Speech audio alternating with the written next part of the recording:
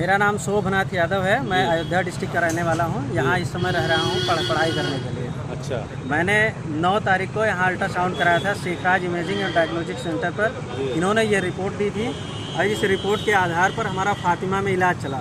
फातिमा में डॉक्टर राजेंद्र कंकड़वाल के यहाँ इलाज चल रहा था और इस रिपोर्ट में इन्होंने साफ कहा था कि जो है कोई कैलकुली नहीं है, कोई स्टोन नहीं है। हमारे राइट साइड में पेन तब भी था, आज भी पेन है। फिर हम आज आकर के आए हैं तो इन्होंने ये रिव्यू दिया है। ये आज फिर चेक किए हैं, फिर ये गारंटी ले रहे हैं कि हमारे पास कोई स्टोन नहीं है। लेकिन हमें लगातार पेन था। हमें जब विश्वास नहीं हुआ तो हम गए हैं दोबारा एक प्रकाश डायग्नोस्टिस्ट जो जिला अस्पताल के बगल में है, तो उसके बगल में जा करके हमने ये दूसरा अल्ट्रासाउंड कराया जो आज ही के डेट पर है। तो हमारी डिमांड दोनों लोगों से यही थी कि सर इन्होंने स्टोन की गारंटी ले रखी है और ये कह रहे हैं कि हमारे पास स्टोन नहीं है, तो दोनों में कौन सही है सर? हम विपक्षी, हम पीड़ित हैं। हम तो चाहते हैं कि हमारा इलाज ढंग से हो, लेकिन अफसोस की बात यह है कि हम दोनों जगह अल्ट्रासाउंड कराए हैं। किसके अल्ट्रासाउंड को सही माने? हमारा जो इलाज चल रहा है इनके जो है अल्ट्रासाउंड पर हमने इलाज कराया है। अगर एंटीबायोटिक से या कोई भी दवा हमें नुकसान करती है, हमारी बड़ी आंत में या छोटी आंत या लीवर में इन्फेक्शन होता है और इस बीमारी की वजह से और बड़ी बीमारी हो जाती है, तो उसका जिम्मेदार कौन होगा? ठीक इसी प्रकार से जिले में जितने लोग अल्ट्रासाउंड चला रहे हैं, क्या ये सीएमओ की मिलीभगत नहीं है? क्या यहाँ के अधिकारी नहीं जानते हैं? क्या उनसे पैसा लेकर के यह कार्य किया जा रहा है?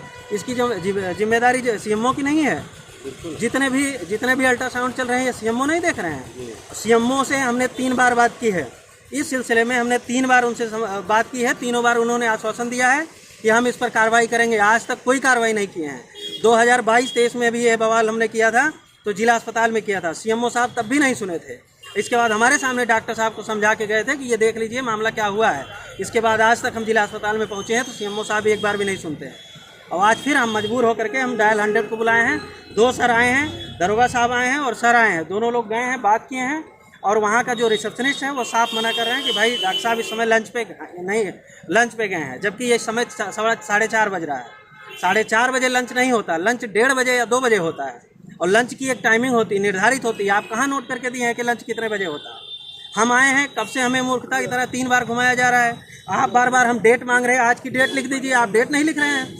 डेट लिखने के लिए जब हमने कहा तो आपने यहाँ लिख लिया रिव्यू फॉर ये।